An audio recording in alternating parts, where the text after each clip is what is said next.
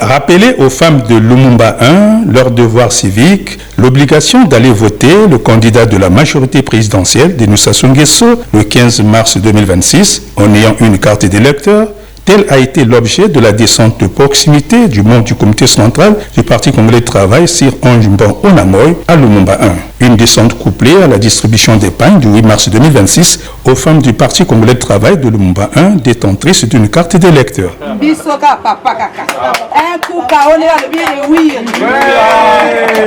En sillonnant les rues et avenues de Lumumba 1, Sir Onjumban Onamoy et sa délégation ont été marqués par l'engouement et la détermination de ces femmes à voter utile pour le candidat de Sassou Nguesso dès le premier tour le 15 mars 2026. Une consigne de vote qu'a relayé la présidente de l'OFC Lumumba 1. Rassurez-vous que dans Lumumba 1, les femmes fidèles par leur nature sont prêtes à relever ce défi.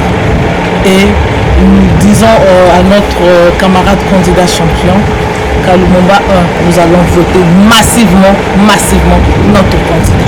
Satisfait de cette descente, Sir Onjumban Onamoy annonce les couleurs du 15 mars 2026. D'habitude, nous avons toujours été là à côté des femmes du Parti congolais de travail.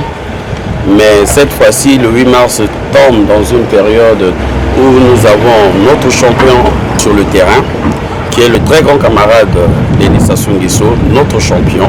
Et pour mieux s'assurer de notre victoire, il fallait descendre sur le terrain et faire de porte à porte pour vérifier si nos camarades militantes qui sont dans la circonscription numéro 1, Emery Patrice Lumumba, avaient bel et bien leur carte d'électeur. Mais à notre grande surprise, partout où nous sommes passés, nous sommes descendus et nos militantes au niveau de l'arrondissement 1 ont leur carte d'électeur en main. Et cela nous rassure, cela prouve que le 15 mars, comme a dit notre champion, notre grand camarade, notre candidat, le candidat de la paix, le candidat, le bâtisseur infatigable, dès 14h, match. Oui. Un exercice politique salutaire de Sir Onjumban Onamoy pour maintenir chaque 8 mars sa solidarité avec les femmes de la circonscription électorale de Lumumba 1.